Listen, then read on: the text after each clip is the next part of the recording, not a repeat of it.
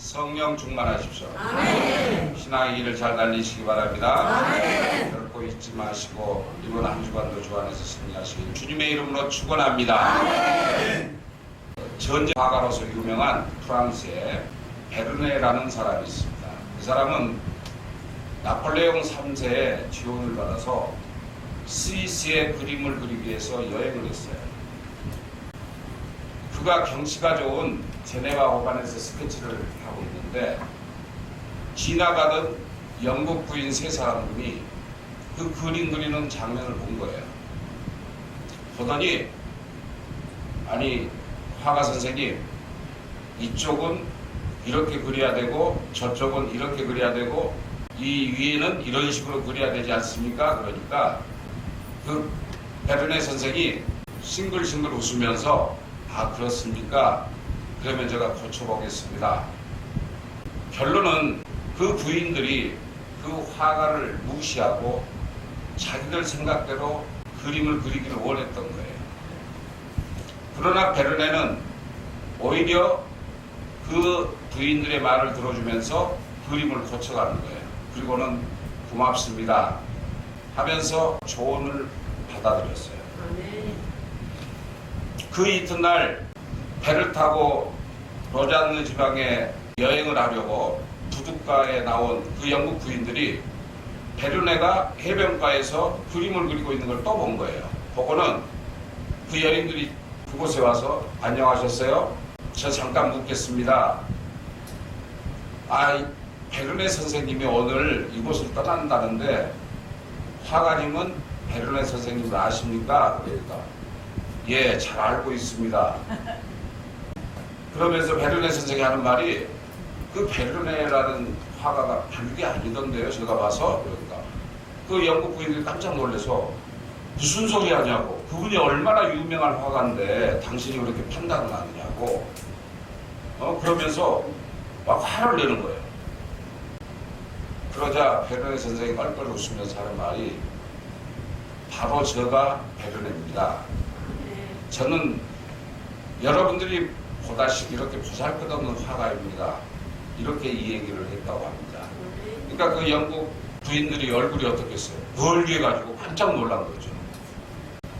이처럼 사람들이 상대방의 외모로만 기준을 두고 판단할 때가 많습니다. 그래서 그 잘못된 판단 때문에 부딪히는 일이 생길 수 있다는 사실을 우리가 기억해야 할 것입니다. 아멘. 오늘 구약 본문에 보면 욥이 사단의 시험으로 불같은 고난에 이기에 처했을 때 욥의 세 친구가 찾아와서 나름대로 욥에게 충고를 합니다. 그들은 욥을 향해서 충고를 하러 왔지만 그 베르네의 얼굴을 알아보지 못한 그들처럼 나름대로의 좁은 식견으로 사람을 판단하고 충고를 했던 것입니다.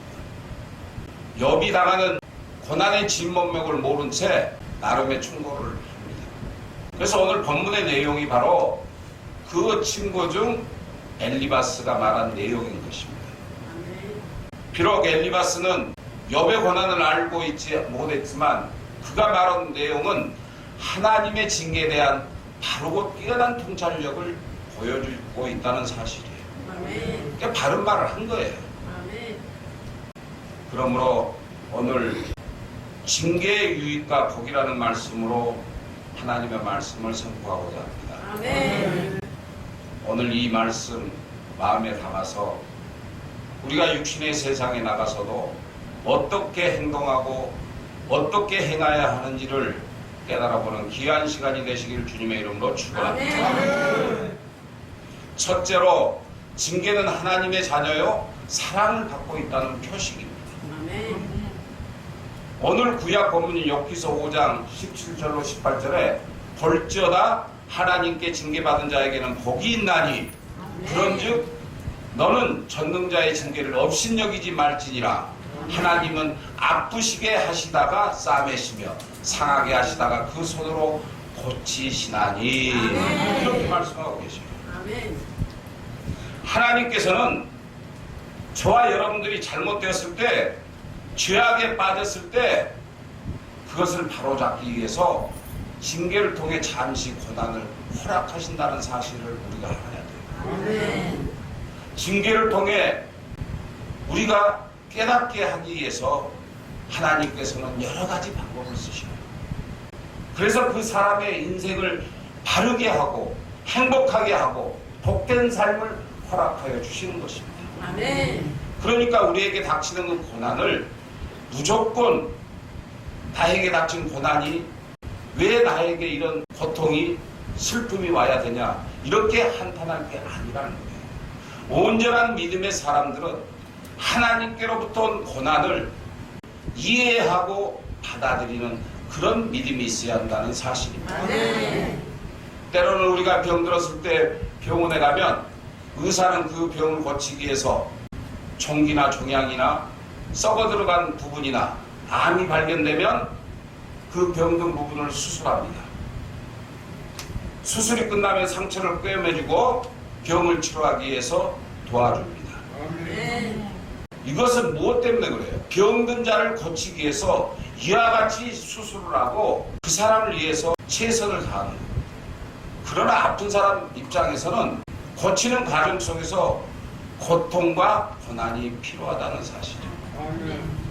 이 고통과 고난은 병을 고쳐 건강하게 하려는 것이 목적이지만 결코 그를 죽이려고 의사가 치료하는 게 아니에요. 이처럼 하나님께서 주신 고난도 우리를 망하게 하기 위해서도 아니고 또 죽게 하려고 하는 것도 아니에요.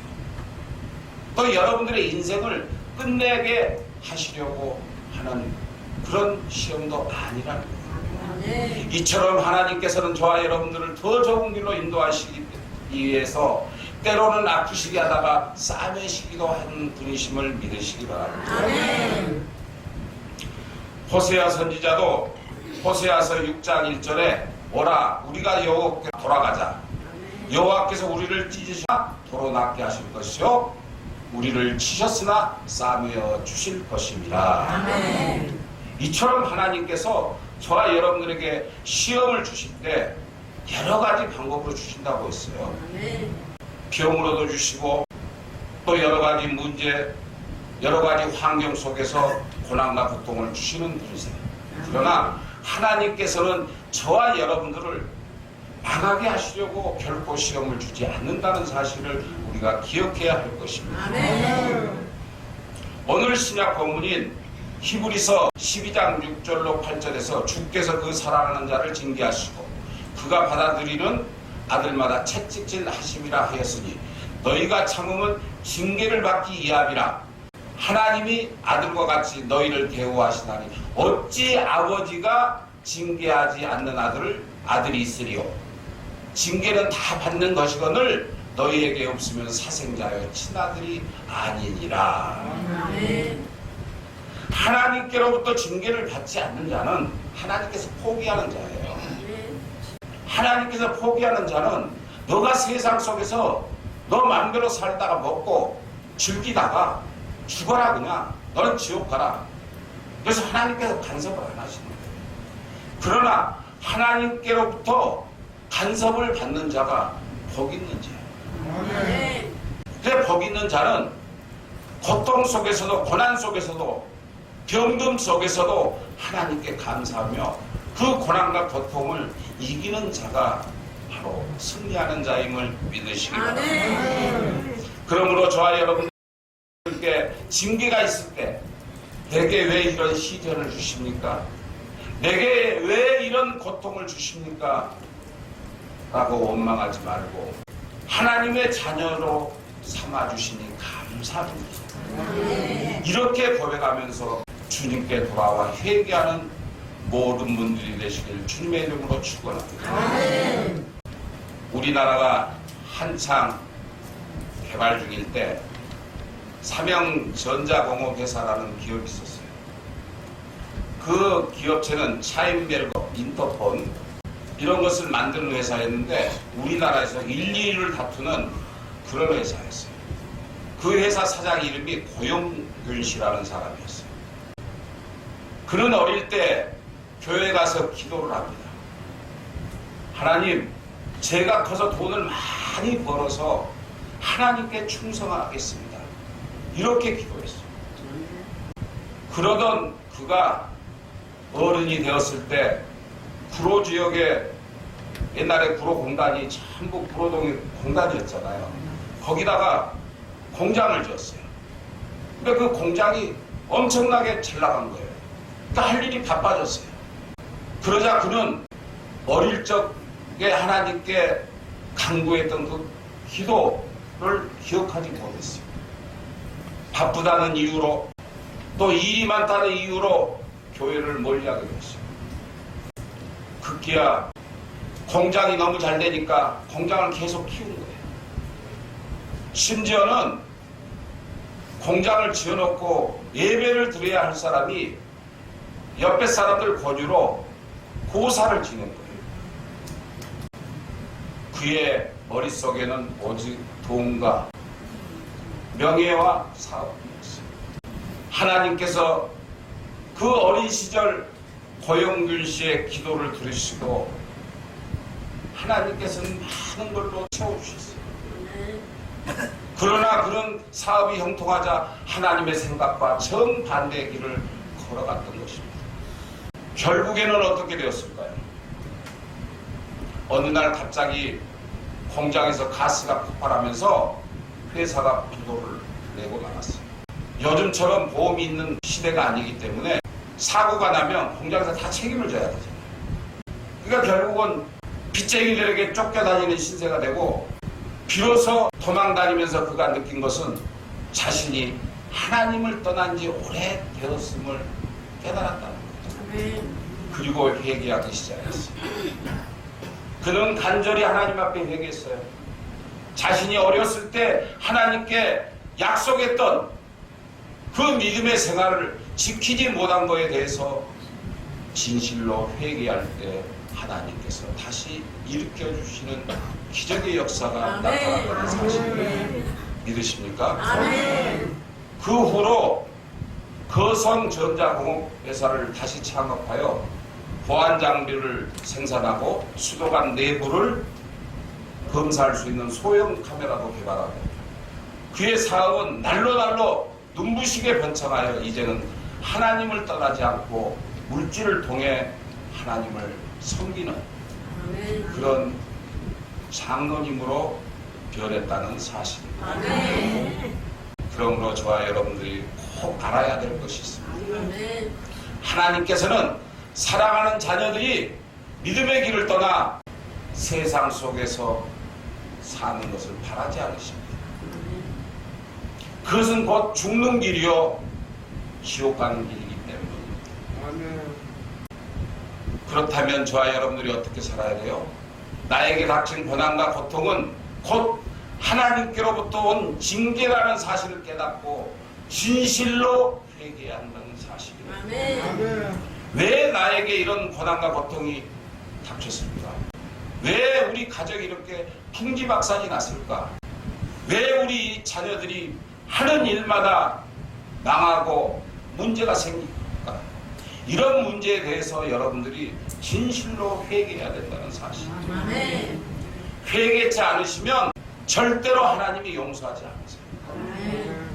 하나님께서 징계의 매를 부르셨을 때 그것을 깨닫고 회개하고 돌아오는 모든 분들이 되시는 주님의 이름으로 축원합니다. 나에게 병이 오고 나에게 여러 가지 문제가 생길 때마다 하나님께 기도하시기 바랍니다.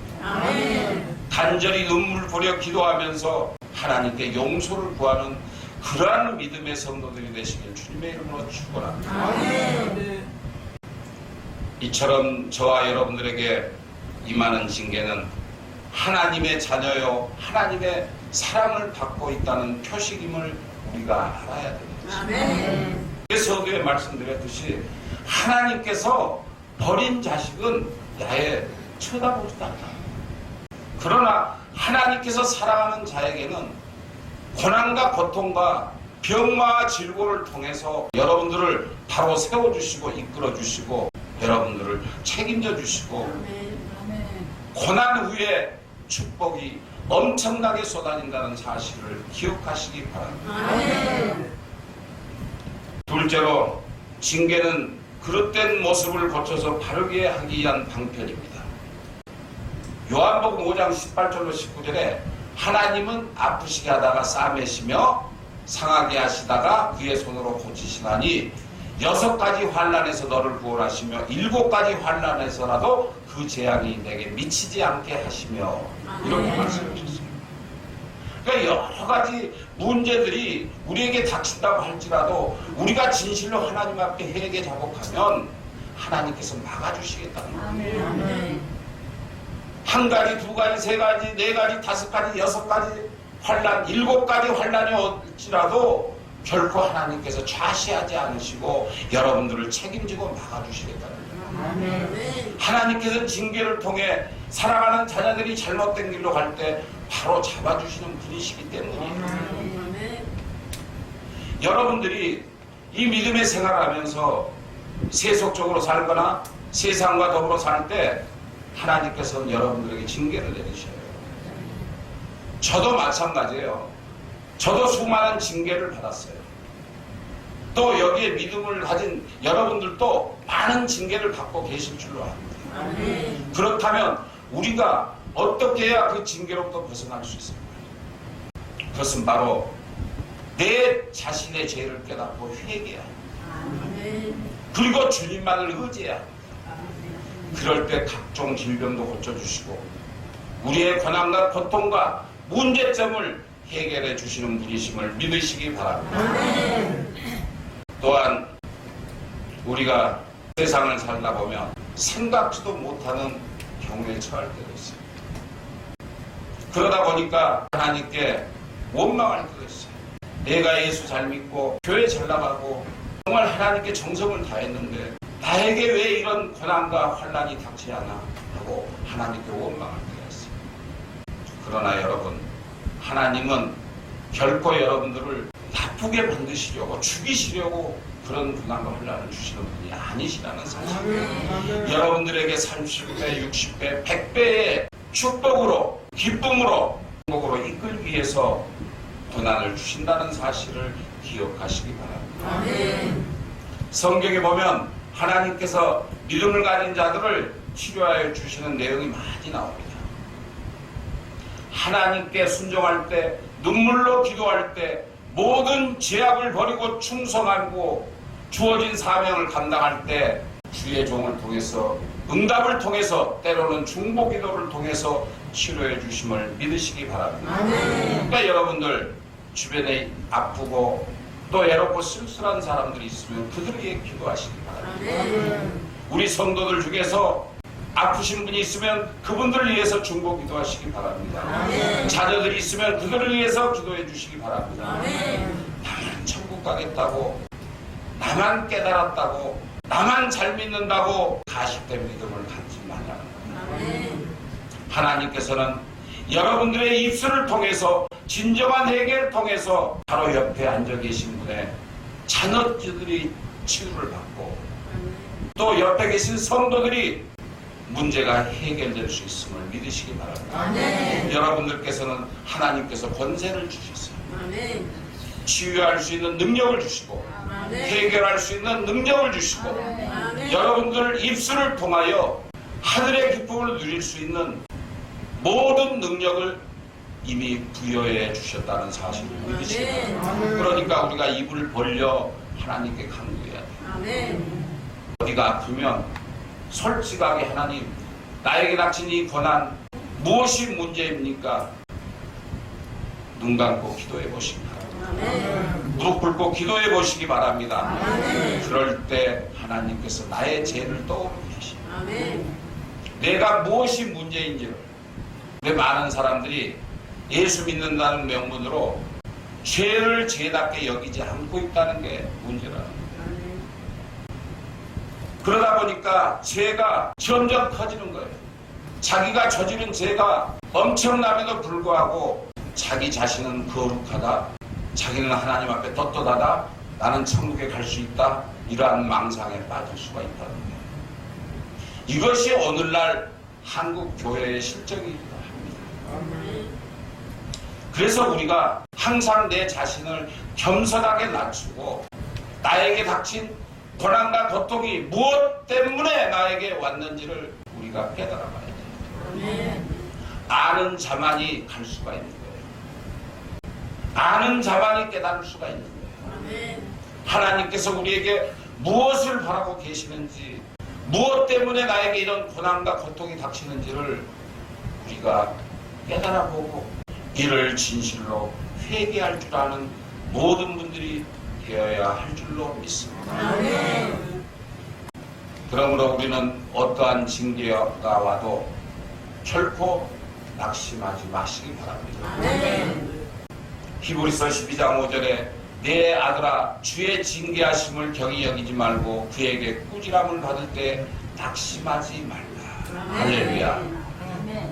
하나님께서 주신 환난과 시험은요, 병은요, 하나님께서 그를 높이시기 위해서 주신 거예요. 사랑하시기 때문에 여러분들을 그런 고난과 고통과 병마를 주신다는 사실을 기억하시기 바랍니다. 우리가 그것을 믿음으로 이길 때 여러분들은 승리할 수 있어요.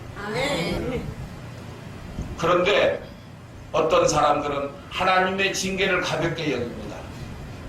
그리고 낙심합니다. 그리고 징계를 받으면서도 깨닫지 못하고 자기 고집대로 살아가는 사람들이 있습니다. 이런 사람들은 참으로 어리석은 사람들이라는 것입니다. 유머 가운데 미친 사람이 시리즈라는 이야기가 있어요. 부산에 있는 태종대 아시죠? 알아요, 몰라요? 알아요. 그 태종대를 대학교라고 우기는 사람이 있어요. 그리고 배우 허장강 알죠? 허장강을 강이라고 그래. 우기는 사람이 있어요. 또 이런데 뭐 반점이 생긴 걸 몽고 반점이라고 그러죠. 그걸 중국집이라고 우기는 사람이 있어요. 그리고 LA가 로스앤젤레스보다 멀다고 우기는 사람도 있어요. LA가 로스앤젤레스인데. 의학세라고 있죠. 의학세가 세가 있어요, 없어요? 없죠. 의학세라는 세가 없어요. 근데 그걸 세라고 우기는 사람도 있어요. 또 어떤 사람은 은행에 가서 비자 카드를 받아놓고 미국 비자 받았다고 우기는 사람도 있대요.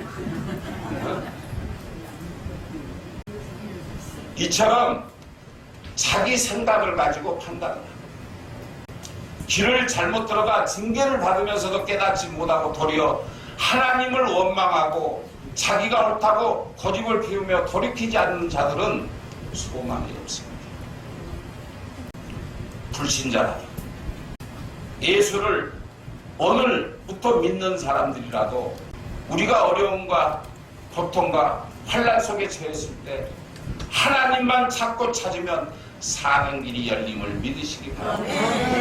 오직 우리가 살고 죽음도 하나님의 은혜 속에 있어요. 우리가 앞으로 기쁨과 성령 충만함으로 살려면 하나님을 찾아야 돼요. 중이 길을 가다가 낭떠러지로 탁 떨어질 뻔하니까 뭐라고 그랬게? 아이고 하나님.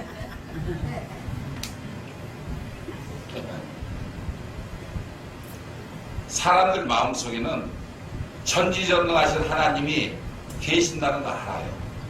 알면서도 그들은 다른 우상 숭배를 하고 살아요. 그러니까 대부분 사람들이 하나님을 찾아요. 꼭 가장 최악의 길에 들어섰을 때 부처님 나 살려주세요 하나요? 안 그래요. 하나님 나 살려주세요.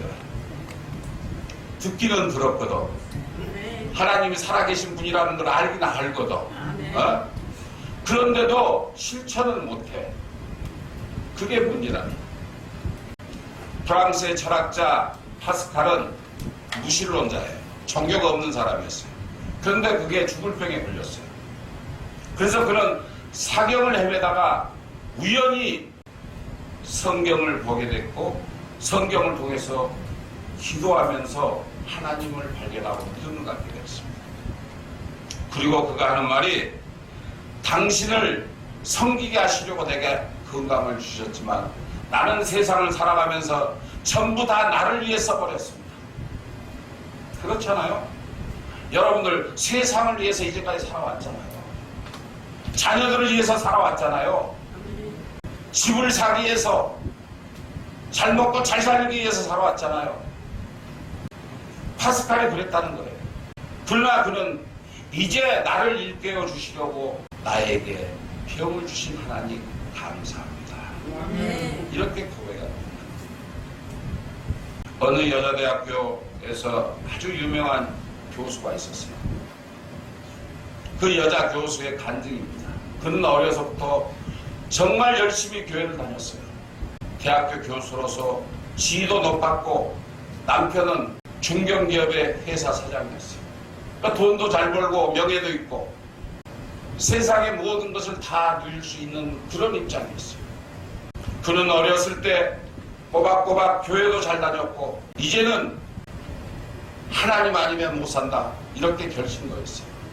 그런데 많은 돈을 벌고 자기 명예가 높아지고 모든 가정이 부유해지니까 하나님 별로 필요가 없는 거예요. 교회 가는 것이 무슨 도움이 될까? 오히려 교회를 가보니까 불편한 거예요. 이렇게 쪼그려 앉아 있어야지. 잠자면 지적도 받아야지. 잘못했으면 잘못했다고 또 지적도 받아야지. 내가 구태여 그런 하나님을 의지하고 살 이유가 무엇인가? 이런 생각을 가지고 살았어요. 그의 마음속에는요, 마귀가 자리를 잡기 시작합니다. 그러니까 내가 꼭 교회를 나가야 하나? 내가 하나님을 믿어야 하나? 내 인생 내가 살면 되지. 꼭 믿음이 있어야 내가 이 세상을 살 수 있나? 이런 무관심과 불신앙에 빠지고 말았습니다. 그러자 얼마 되지 않아서 그녀는 하나님의 사랑에 징계 채찍을 맞게 됩니다. 그는 중학교에 다니는 외아들이 불치병에 걸려서 현대의학으로는 고칠 수 없는 그런 병에 걸립니다. 그래서 일본, 미국, 세계에서 유명하다는 병원을 다 찾아가 보았지만 더 이상 고칠 가망이 없었어요. 그러자 비로소 그 여교수는 자기도 모르게 하나님을 원망하기 시작합니다. 그동안 하나님 믿는 것에 무관심했던 그가 예배에 참석하지 않고 하나님과 거리를 멀게 했던 그 사람이 자기 아들이 죽어가자 하나님께 이렇게 말합니다. 하나님, 이럴 수가 있습니까? 저에게 왜 이런 가혹한 시련을 주십니까? 이런 원망을 하게 됩니다. 그리고는 그는 점쟁이를 찾아다니기 시작합니다. 무당을 찾아다니기 시작합니다. 그러나 그 아들은 점점 병만 심해졌어요. 그런데 어느 날 낯선 권사님이 딱 찾아오십니다. 내가 기도하는 중에 하나님께서 당신을 찾아가라고 해서 왔습니다. 하나님 말씀을 일러주겠습니다. 하나님 말씀은 당신이 다시 하나님께로 돌아오라고 하십니다. 그러자 그 교수는 권사님의 말씀을 듣고 그때부터 성경을 읽고 하나님, 나는 어떻게 하면 좋습니까? 하나님 없이는 내 인생은 내가 사는 줄 알았더니 그런 것이 아니군요. 하나님, 나를 위로해 주시고 우리 아들의 병을 고쳐주시옵소서 하고 진실로 눈물로 회개하면서 하나님께 간구하기 시작합니다. 그러면서 그는 하나님, 나에게 새로운 기회를 주시옵소서, 그리고 우리 아들의 병도 고쳐주시옵소서. 이처럼 눈물로 회개한 그녀에게 기적이 나타났다는 사실. 그동안 자신이 교회에 나가지 않는 죄, 교만한 죄, 세상과 더불어 살아가는 죄, 자기 자신밖에 모르고 살았던 그 모든 죄를 회개하면서 하나님께 충성하며 살았다. 그렇게 살다 보니까 그의 인생이 바뀌었을까요? 안 바뀌었을까요? 바뀌었지. 이처럼 우리는 하나님의 징계의 채찍을 맞을 때 우리가 왜 나에게 이런 고난과 고통이 닥치는지를 우리가 깨달을 줄 아는 그런 믿음의 사람이 돼야 된다. 아이고, 우리 영감탱이가 나를 속을 썩여서 내가 이렇게 병이 났어. 아이고 저놈의 새끼가 얼마나 말썽을 부려서 내가 그냥 몸이 아파 죽겠어. 살 맛이 안 나. 이렇게 남에게 책임을 떠넘기지 말라. 모든 고난과 고통과 질고는 나 때문에 생겨요. 또 하나님께서 사랑하시기 때문에 여러분들에게 그러한 시험을 주신다는 사실을 믿으시기 바랍니다. 오늘 본문인 히브리서 12장 5절에 내 아들아 주의 징계하심을 경히 여기지 말고 그에게 꾸지람을 받을 때 낙심하지 말라 이렇게 말씀하고 있습니다. 우리가 하나님의 징계를 가볍게 여기면 안 돼요. 아멘. 그러니까 하나님께서 갑자기 나에게 우리 가정에게 안 좋은 일이 닥칠 때 진실로 무릎 꿇고 무엇 때문에 이런 징계가 나에게 닥쳤는지를 깨달아 봐야 돼요. 깨달은 자가 복을 받아요. 결코 세상에 의지한다고 해서 될 일이 아니라는 거예요. 그러므로 저와 여러분들은 징계를 받고 고난과 환난이 닥칠 때 정말 주님 앞에 간절히 깨닫기 바랍니다. 그리고 회개하시기 바랍니다. 그러면 하나님께서 새로운 삶을 저와 여러분들에게 주셔요. 그래서 우리가 항상 하나님의 징계는 하나님께서 나를 사랑하셔서 주는 축복을 주시는 기름길이라는 사실을 믿으시고 항상 기도하면서 하나님의 말씀을 가까이 하고 항상 기도하는 삶을 사시는 모든 분들이 되시길 주님의 이름으로 축원합니다. 셋째로 징계를 받으면 그 결과는 언제나 유익과 복이 됩니다.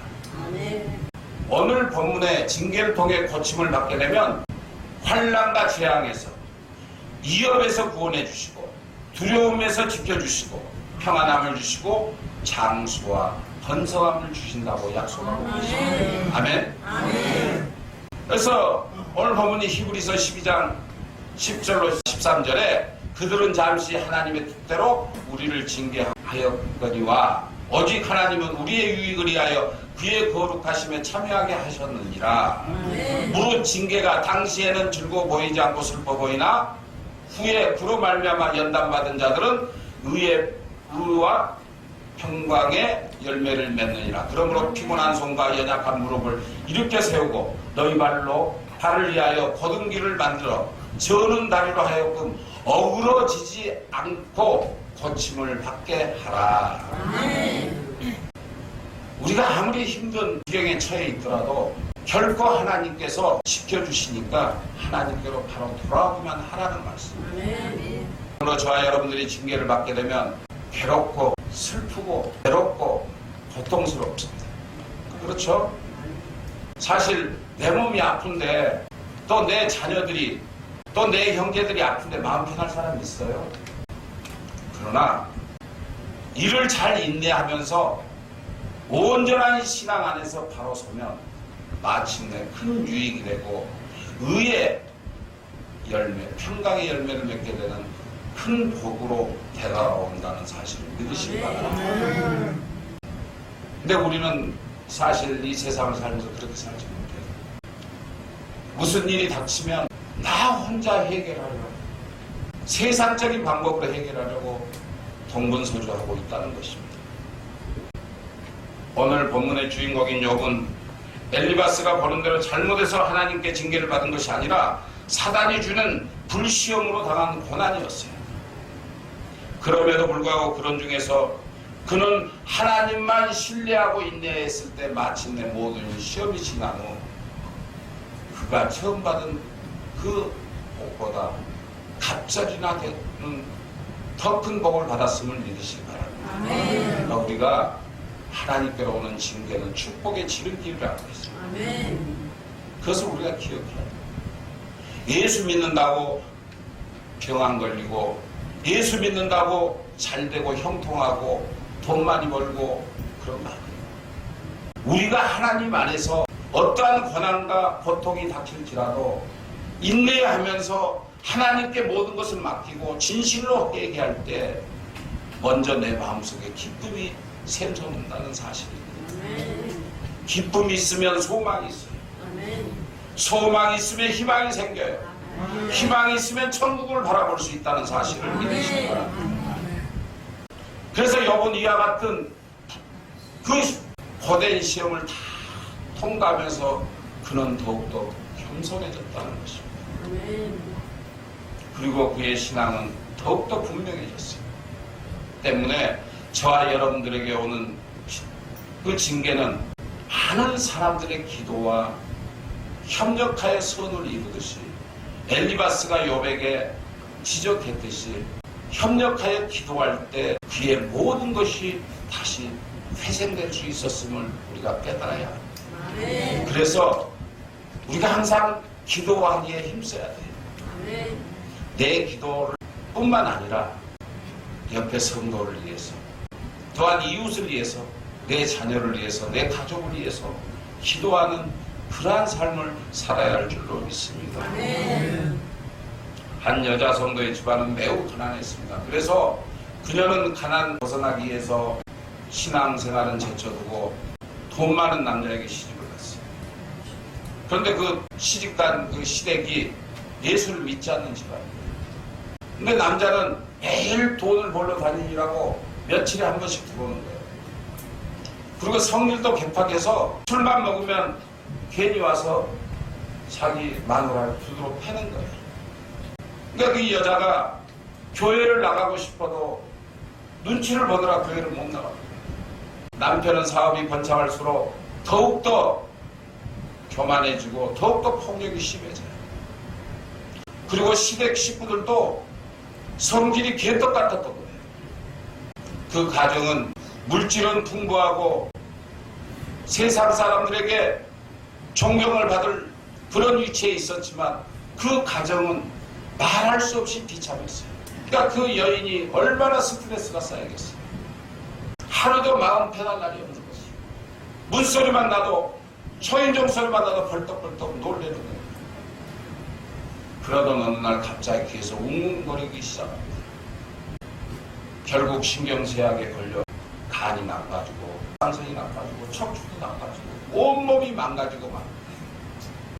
그러던 어느 날 그 남편이 사업을 무리하게 진행을 하다가 부도가 나고 말아요. 그리고 모든 재산을 다 정리하고 집까지 팔아서 빚을 정리해도 다 못 갚아. 그러니까 남편은 도망가 버리고 아이들과 그 여인이 지하 세방으로 이사를 했어요. 근데 마치 옆집 사람이 예수 믿는 사람이었어요.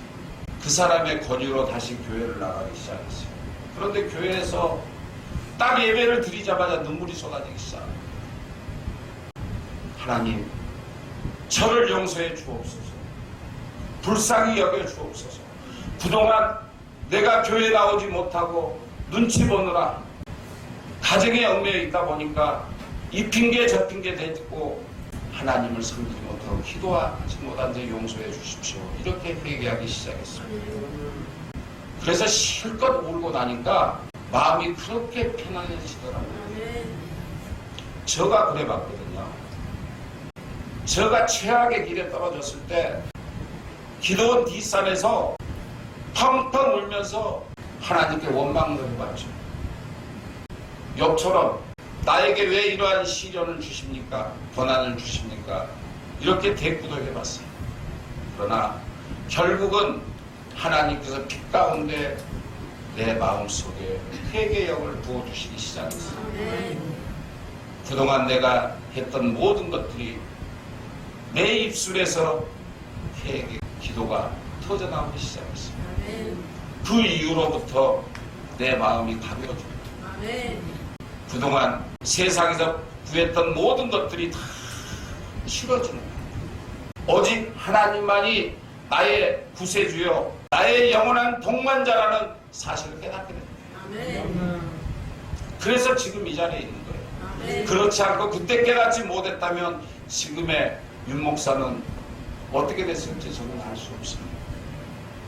이처럼 이 여인도 하나님 앞에 간절히 간구하고 회개하였더니 그의 간도 좋아지고 갑상선도 사라지고 척추도 좋아지고 도망 다녔던 남편도 돌아와서 다시 교회를 다니기 시작했다고 합니다.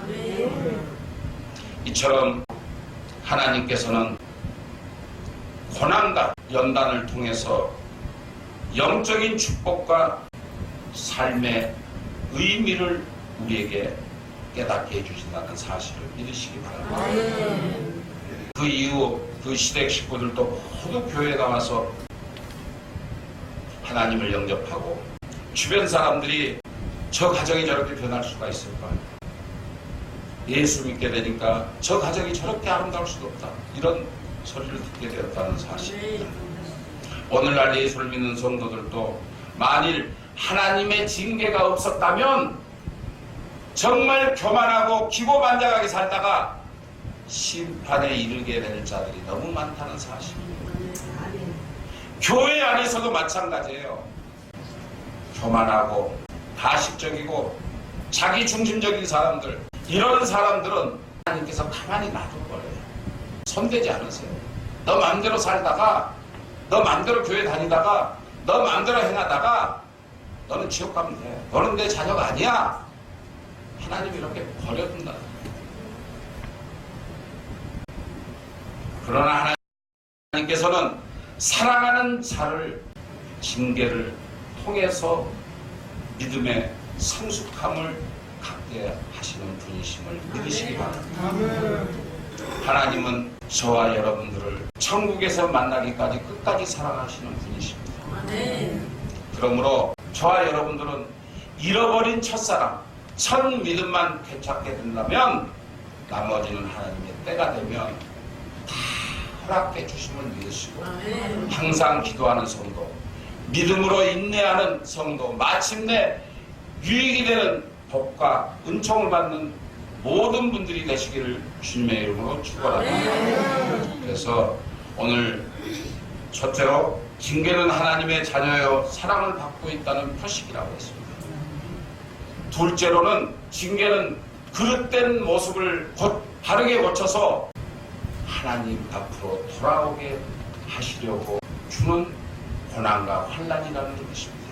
셋째로 징계를 받으면 그 결과는 언제나 저와 여러분들에게 유익된 복으로 되돌아온다는 사실을 믿으시고 남은 생에 정말 우리가 어떠한 시련과 환난이 닥친다고 할지라도 이를 극복하며 온전히 믿음 안에서 승리하시는 모든 분들이 되시길 주님의 이름으로 축원합니다.